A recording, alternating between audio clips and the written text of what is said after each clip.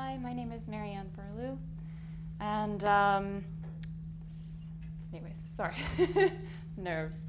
So I had the chance to work for two artists this summer.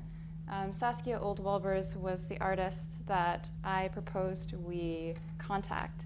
And when we made contact with her, she said, sure, let's do it, but I'm just beginning a project. And for her, her projects last about a year or take about a year to manifest a finished product. So she said, I only need someone part-time, but I have a colleague maybe that I can ask. So I also ended up working for her colleague, Anne Hardy. Both are represented by the same gallery. So it looked like a really exciting opportunity to go to London, where both of them work, and to kind of start being involved in a sphere or a community that was happening there. So Saskia Wolbers is a video artist based in London. She's originally from Amsterdam, but she's spent the majority of her life and her career in London. She moved there in high school and then again for university. What really, the reason I became intrigued in Saskia's work was I saw a clip of it in the hybrid digital media class in my first semester here. And it was when I started kind of looking at video and getting interested in it and doing that here with my time at Waterloo. And her work has this really beautiful, seductive quality. What's really intriguing for me is that everything she makes is physical and real and is all based off of models that she's made, and that she actually submerges through into water, but through a level of oil that sits on top of the water, so colored oil. And when she dips the objects through, they become coated in kind of this really luscious kind of texture and becomes very surreal and otherworldly, and then she films them underwater. What's also really intriguing about her work is her video work has narratives assigned to them, and the way what she's told me was she makes the video first and then the narrative. Just because the video is so open to flux and discovery for her, and then she goes in and writes a narrative that is always full of contradictions and questions. So whenever you watch a video of hers, not only is the visual surreal, but you're also constantly questioning the information that's being told to you. So Saskia was super friendly to start off with, helped me find a place. She's also a professor at Goldsmiths. She's a lecturer there. So she got me in touch with the network of students, and I ended up subletting a room from one of the Goldsmiths students. I was in Southeast London, about a 10-minute bus ride from her studio in Peckham. This is her studio space in Peckham. She was up on the 3rd floor, facing east, which is just the side that's facing us. Space Galleries was just a big complex of artist galleries, so it was really comfortable to be there and see all the artists working in the workshops there. The first day that I got there, we were sewing this cotton cloth that's used to soak up oil spills. And the current project that she's working on is a commission by a company that cleans up oil spills in Greece. And she's slowly becoming inspired by the information that she gets from them. Her first instinct was to start constructing some sort of underwater world and trying to get rock formations and different crystal formations using the texture of the cloth. And it's a multi-layered cloth. So first day I was cutting and sewing all these multi-layered objects. At the top is kind of like a rock formation with different layers and then different experiments. We were also making all these different templates for scaling up and down of the prototypes with this cotton cloth. So that was quite a few weeks of that. My favorite day was when I got to assemble a 3D Gandalf puzzle. because it was Saskia's solution to coming up with a template for rock formations. The textures in his beard were really intriguing to her, to maybe take those and use those and copy them and then reappropriate them into our own patterns.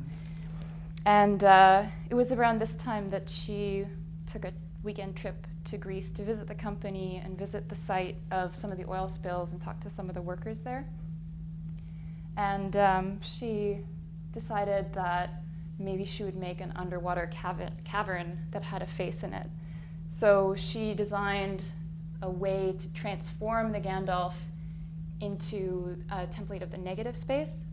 So it's kind of a bit tricky to see, but it's actually his face upside down is the negative space there, and the top little groove is where his nose is. Maybe if I use a mouse. There's the nose. And then the kind of cheeks and eyes and forehead. And the hair kind of came out to the side. And the great thing with this cloth was that it really absorbed the oil when it went through into the water. Unfortunately, it was a one chance only kind of thing, so hence the fabrication of the template. And it took us quite a few weeks to work on that. We were also doing mold making at the end, and this is kind of when we found our groove and started like laughing with each other and sharing funny stories. And it was like in the last 2 weeks of my time there, so it was a bit of a bummer. But at the same time, I really love making molds, and Saskia wanted to start making these strange underwater columns cast in agar-agar, because when agar-agar is in water and it's clear, it looks very surreal and strange. There's another one, just silicone molds with like a plaster case. And throughout my time with her as well, I was also adding subtitles onto her recent video work, Yes, These Eyes Are the Windows. She did an installation at one of the former residences of Van Gogh in London through this art project funding organization called Art Angel. And from her installation, she then made this video that was based on actor footage that she's never used in her video before, as well as using dioramas as well underwater. And it was exploring this really kind of strange psychological portrait of Van Gogh through the history logs that have been kept about who owned the house. Also, Saskia was really great about encouraging me to do everything, anytime, anywhere, all the time. Go and see everything. Go and check out the parks. Go and check out the shows. Because I was working with her part-time for the first few weeks and I wasn't yet working for Anne, I had quite a bit of free time. And the way that Saskia introduced me to the city was our first night, right after I worked for her for the first time, she took me out to see this exhibition, which is Have Your Circumstances Changed by Lou Kemp. And Lou Kemp did this project also through Art Angel and helped Saskia with her sound and video for the most recent work that I was subtitling. And this was a series of 3 performances. It was in the north end of the city, and it was really like mind-blowing. Like I have never seen work this phenomenal and impeccable. It was a storefront, 2 big windows with garage doors that would roll up. And so they rolled up the first one, and everyone got a pair of headphones that plugged into some cart. And it rolled up on a scene that was about, they were 15-minute performances, I think. 3 15-minute performances, 10 or 15 minute. And they all starred an older man, an older white male in retirement, was looking after himself or was in an old folks' home, versus this kind of sprightly child character that would kind of magic their way into the scene and be helping the older man or harassing him in some way. And it was all very comical, but also very serious and profound. And it was all live. So like the first one, they had kitchen cabinets that you'd open 1 second and it would be full of mugs, and you'd open it the next second, it'd be full of dirt spilling out of the window, and there'd be rumbling coming through. It was amazing. So 3 different performances. And we also checked out the Karsten Haller retrospective at the Hayward Gallery. And this is me in the upside down goggles, which switch your view so that you see the upside down of what you regularly see. And we were out on the rooftop and trying to walk. It was like you ended up just walking like a penguin because you couldn't get anywhere because you didn't trust any of your footsteps. So that was really fun. It was really amazing to go with her to these exhibitions because it was kind of like a secret. I didn't have to pay full price. I got to go there on the opening day, so I also got to meet some of her friends. And also just getting to witness the institutions and the types of spaces and the quality of the spaces that these artists were working in was also really phenomenal compared to like our usual kind of conservative Canadian attitude. Come on, go back. Okay. So I also kind of tagged along with Saskia to Brighton one day. This wasn't an official work day, but she was invited by the University of Brighton to go and critique some video work for the undergraduates there. She was also invited was Andrew Cotting, who does documentary style video work, mostly in Britain. And so I got to meet him and hang out with the students and go for drinks, but I kind of ran away and checked out Brighton, which is adorable. Please go. I also was invited by Saskia to check out the Goldsmiths BA and MFA final shows. The pictures I have are of the BA exhibitions, but it was phenomenal how much space they have and how much student work. Pretty much everyone had their own space to do a full installation. I thought this one was super fun and playful. And it was like you entered the bottom space and you got like a wristband and you could poke your head up through that grass and play with those colorful balls. It was like a strange dream world. And also, they have a church on campus, and in the basement of the church, this guy was playing these metal instruments, or metal sculptures that he made and transformed into instruments. And it was really like ethereal and vibrated through the space amazingly. There was also like someone did a musical performance, like a pop music show as part of their work. It was endless, too much. So on to Anne, really quickly, but without further ado. I started working for Anne at the end of June. I was in London for 2 months. I actually ended up being there for 8 weeks instead of 6. Anne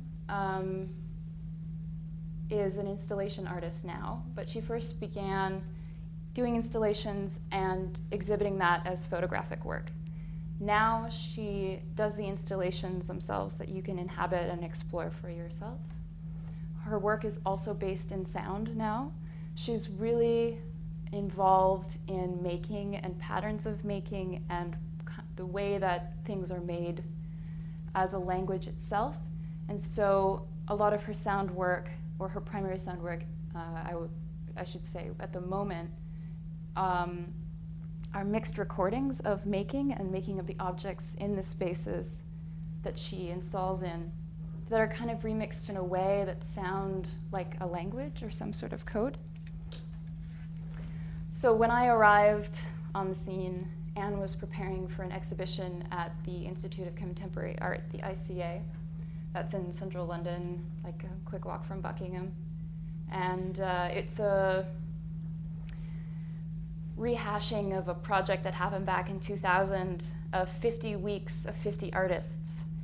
And she was part of that 50 weeks with 50 artists back in 2000. And so the ICA wanted to repeat that 15 years later with the same artists. So Anne had a week-long installation that I was helping her start photographing for and arranging objects for.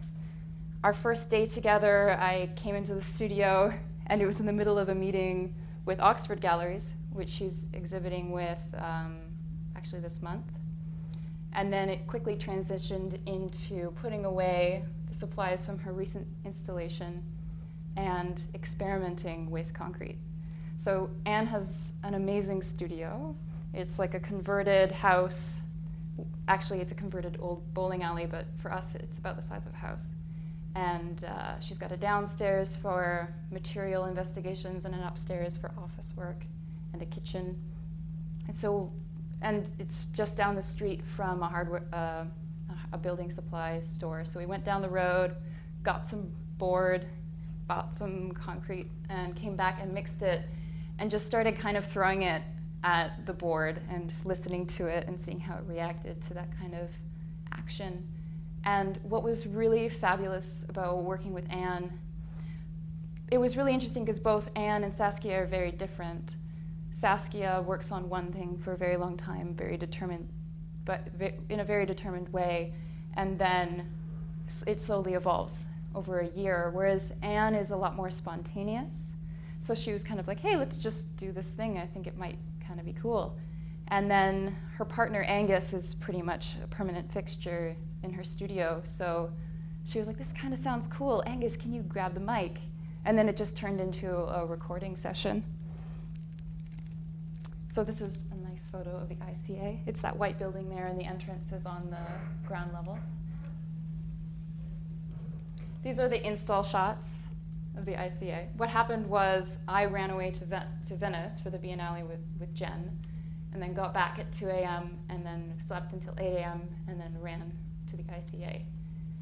And this is their studio space in the back. It's a bit of a special space, but that's Anne and Angus. And this is just their every hour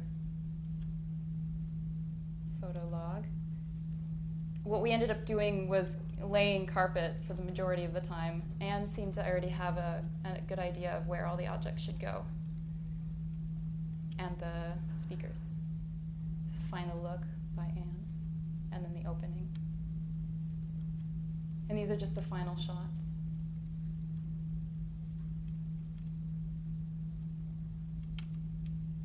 There's the board that we threw things at.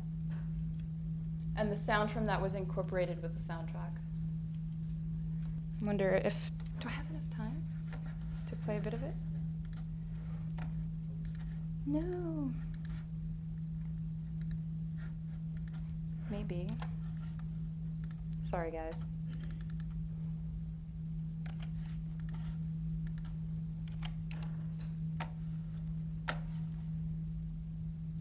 There's also an interview with Anne on SoundCloud. Will I get audio through this? Oh, good. If I don't, that's fine. I will abandon. Well, then try the volume right on the keyboard first. No. Okay. I think you just have to do it Underneath. Oh, you're right. Yeah, you just have to make sure it's on. Okay. I don't think I have time to mess with that. However, it's there, and there is a link to it through the ICA website, which has everything that I just showed you.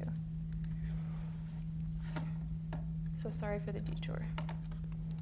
Oh no. Sorry, I'm the worst.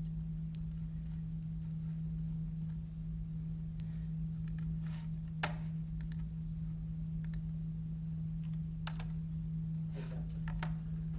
I?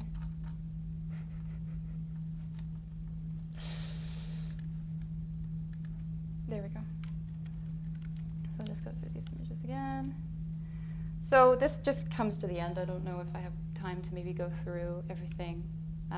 This is the shot of a video that I got to see at the ICA at the beginning of June. But it was really amazing to be in London for 2 months. My time there, I spent as much of my waking hours going and seeing exhibitions or checking out the parks or all the different markets that were available in London, and I still can say that I haven't seen everything. I also had the chance to go to the Venice Biennale and see all of the work that was there that I could possibly see in 2 days. It was also really amazing to work with 2 artists that are living off of their work in London and able to work and in a way that is exciting and new and fresh because they have the institutional backing. And the institutions in London for art were really eye-opening to me because they have the initiative and the interest to show really innovative work. Like I was at the Hayward Gallery seeing the Karsten Haller retrospective, and I don't think Karsten Haller is ever shown in Canada, but I knew about his work, so I was really excited to finally see it in person. And for the Hayward Gallery, they installed 2 giant silver slides that went from the top floor of the building all the way to the ground. And I just thought the AGO would never do that. neither with the National Gallery. And just that's even a possibility there was really phenomenal to me and really encouraging, and just makes me want to move to London, really. I also had really amazing roommates and got into life there really easily. But yeah. There's too much to tell. So any questions? Yes? I'm curious about the video work from Saskia in terms of the way that she actually creates the underwater imagery. Does she have an underwater camera, or is she shooting through glass? She's shooting through the glass. Okay. So it's like a tank, or? Yeah, she's got like these two, she's got a big rectangular tank that's like this tall and like this big, and then she's got a circular tank that, like two crescents that can break apart, and then she's got a little tank for experimenting in. And she actually has like rigs so that she can draw the camera along from the outside. Yeah, it's not underwater. I didn't actually get to be with her for the filming or too much of the video work. I initially wanted to work for her because she was video, but I think what I ended up learning instead was that making with your hands can lead to video work, and interesting video work. And I think that's something I myself have been trying to resolve. Because I'm a sculpture background, my first instinct is to make something with my hands, and trying to imagine that relationship to video that's usually about having a scene and then interacting with that scene with active members. It was just a bit of a bridge for me intellectually. But I only really got to work on subtitles with her. So do you know if the negative Gandalf, is that held together? Did it work, or because you said she only had one shot with No. it, so you constructed it? Actually, I should probably email her and ask her that. I've been meaning to do that to see if it worked. Yeah, I'll keep you up to date on that.